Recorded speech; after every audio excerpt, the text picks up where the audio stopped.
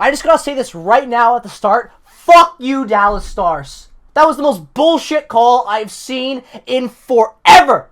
And you got instant karma in overtime from the player that knocked his own goalie's helmet off, apparently, Josh Morrissey. I'm already sick. I'm fighting a cold right now or a flu. I don't even know, so I might lose my voice in this one. But God fucking damn it, let's go. Jets win game 19 out of 82 in the 2022-2023 campaign against the Dallas Stars by a score of 5-4 in overtime. That was absolute bullshit. Never should have got there. If you guys are new, welcome, welcome, welcome. Subscribe if you're new. Drop notifications, turn on notifications. Follow me on Twitter, all that jazz. Without any further ado, let's jump into this video. Let's jump into this game and break it down. Starting off with the first period, which I'm not going to lie to you guys, I didn't really like the first period outside of that first 5 minutes because you get some good goal scoring in there. But even then, the Jets blow their leads that they have because that's just how the Jets play sometimes. The first period just really felt like the Jets were feeling out Dallas while Dallas was trying to feel out the Jets. Like, what version of each team are we going to be playing against? And that first 5 minutes really felt that way. Jets come out hot, score. Dallas is like, oh, we're going to play that way? Okay, we'll combat right back. They score, what, a minute and 32 seconds into that game. 30 seconds later,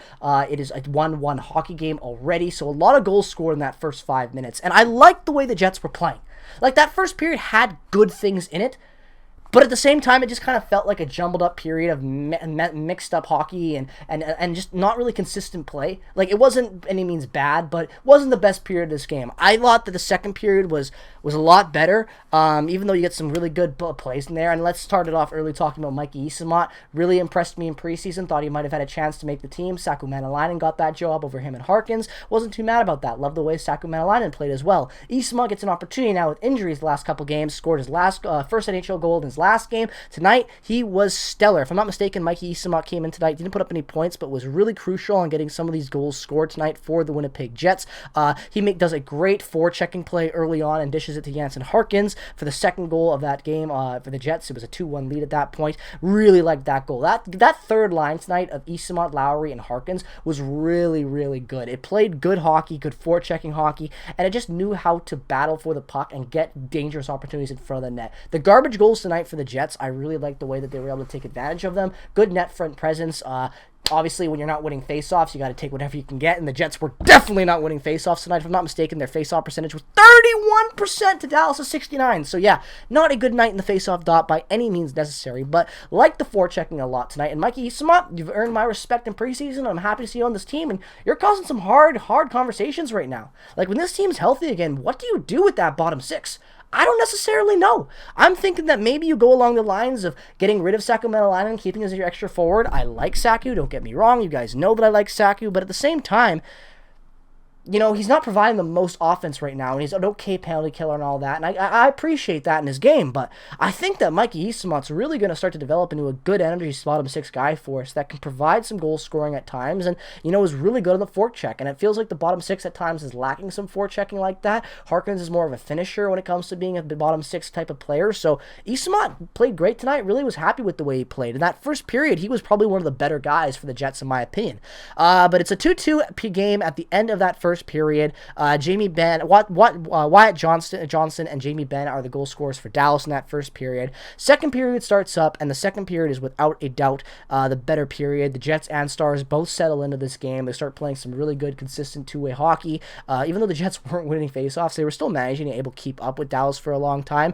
Even though the shots on goal were not the best, 28-41 was the total at the end of the night for Dallas. 41 shots, 28 for the Jets. So yeah, even though they got outshot and they didn't play well in the faceoff circle, I thought that they were able to maintain good ground with Dallas and even jump ahead of Dallas, especially in that third period. But the second, I really liked it. Better period, better two-way play, more consistent hockey. Adam Lowry with a great goal. Again, a perfect type of Adam Lowry goal. Tips it in from the point shot.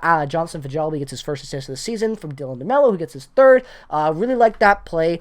It just shows what that fourth and third line can do. Like, I think that third line, if they can have a couple more games like this, now, obviously, I'm not the biggest Harkins fan. I think you could plug anybody else in that spot, it would have some success. I think Morgan Barron would be a much better fit, but I'm really liking this Mikey Eyssimont, Adam Lowry combo. I think that if these guys can continue to build on some chemistry, it would be really good because, you know, Lowry's had just a smorgasbord of different guys that have come down there in the past, and he's had a lot of chemistry. When you look back to the Kopp, Tanev, and Lowry line back in the day, that was a very successful depth line for the Jets, and they haven't haven't really been able to capitalize on a line like that in a while. They've had good play, but not consistent play like that line provided. You might be able to get that from Mikey Eyssimont if he's able to grow into this role and find more chemistry with Lowry. I've really liked Lowry's games the last couple of days. Really developed a lot more offense, and he's definitely rushing the net more, something that he needs to do because he's got to get more goals, and he's doing that already. If I'm not mistaken, Lowry's got, 10 points in 19 games so far? I'm okay with that. That's not bad at all for a depth center playing with a bunch of injured guys right now and sub guys, so I'm happy with that. I thought Lowry had a great game tonight. There's a reason why that entire line is in the thumbnail. They were my favorite line tonight. Got to give them a shout-out. But that second period was definitely the Jets' best period, except for one thing. And it's been happening for a while, but I didn't want to talk about it a lot because I thought that it was more of an injury thing, but tonight it really kind of stood out to me. The Jets were 0 for 2 in the power play tonight. They were not good on the power play, and it's not because the power play is bad. I like the system. The problem is the personality on the power play right now. It's not going to win you games right now with the players you have on there.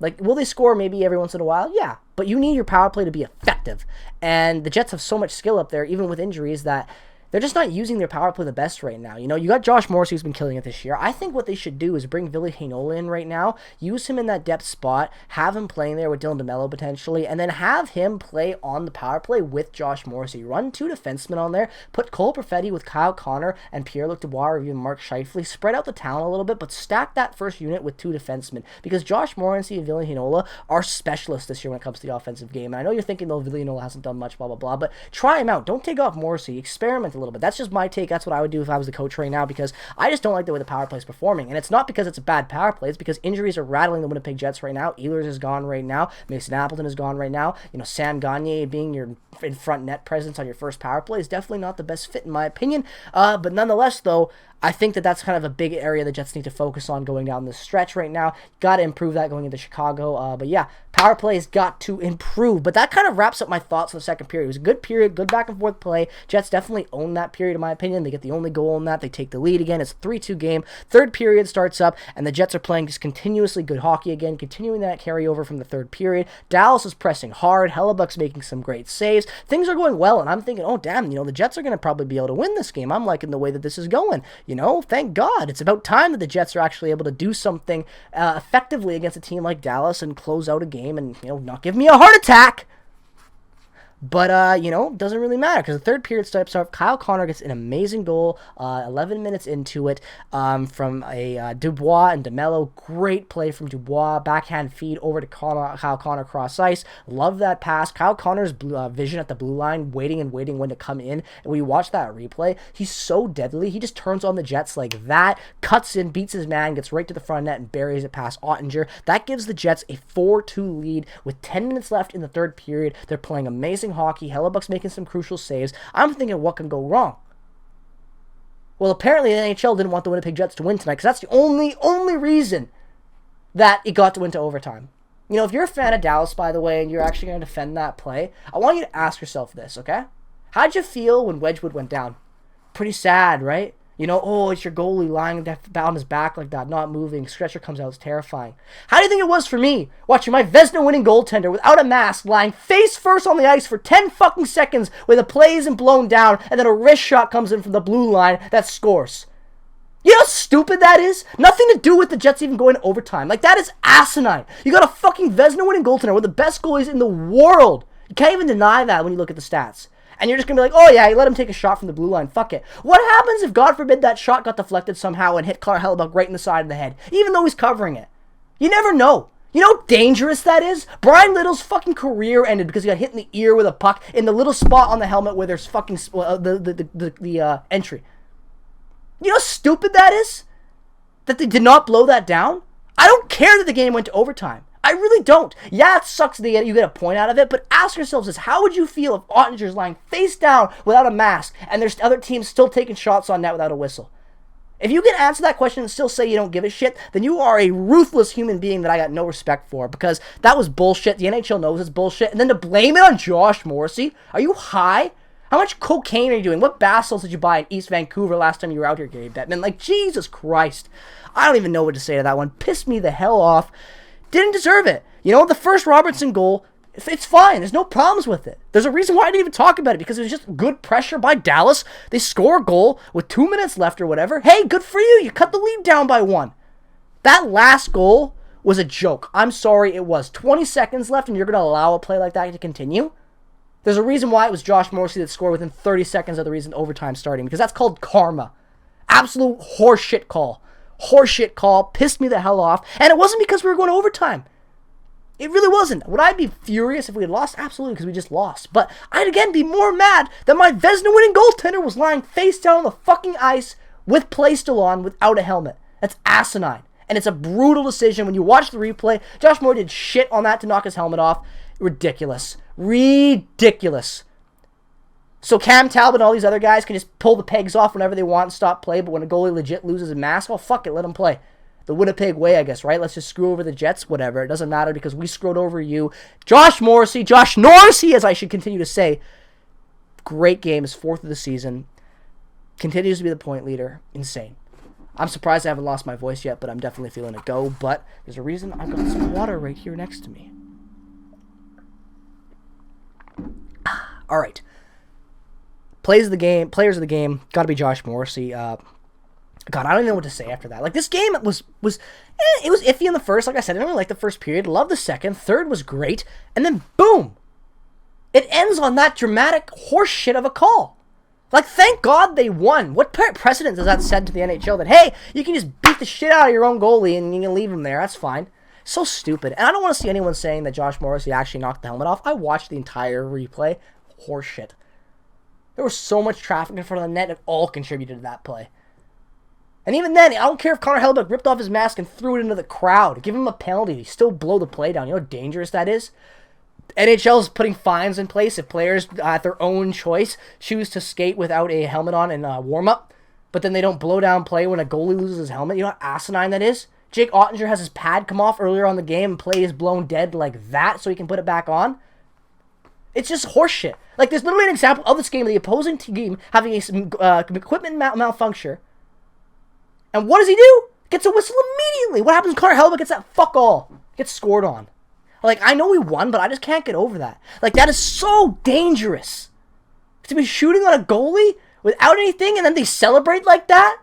Like, I'm sorry, but Dallas fans, like I said, you guys just like a week ago or whatever were freaking out about the way Scott Wedgwood went down, and I was with you. I was like, oh, you never want to see your goalie do that. Yet, when fucking Connor Hellebuck's lying face first on the ice, you guys could take a shot from the point, score, and celebrate like you just won the Stanley Cup. Newsflash, you didn't.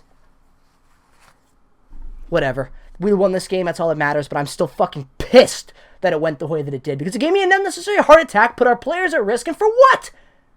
Stupid bullshit. We dominated that last 40 minutes, even though the stats are definitely in the favor of the Stars, but guess what? When you get dominated and you still can play better and score goals on them and have a 3-2 goal lead, you're the better team. So take that, Dallas. I know you're still first in the Central, but whatever. We're coming for you. But yeah, good game. Terrible ending. Amazing ending. Terrible little last step before that ending. I don't even know what to call it, but goddamn it, what a weird, crazy game that had me screaming. So let me know what your thoughts are down in the comment section below. As always, I'd love to hear it. Let me know down what you're thinking about that play. Let me know your thoughts on the whole Connor Hellebuyck fiasco. I'd love to hear it down in the comment section below. Like I said at the start of this video, if you're new to this video, new to this channel, first time checking me out, regardless of the team that you root for, drop a like, subscribe, turn on notifications. It's great to check out other team fans' perspective from time to time. And hey, when I play your team and you want to watch me yell about your guys' team or let me share my thoughts on that, you never know. Maybe I'll say something nice. Maybe I won't. You want to talk trash at me in the comments. I'm okay with that too. Go do your own thing. Live your life the way you want. I don't give a shit. I can take any trash talk you can throw my way. Have a great rest of your day. Peace, love, and positivity. As always, go Jets, go. And I will see you guys in the next one.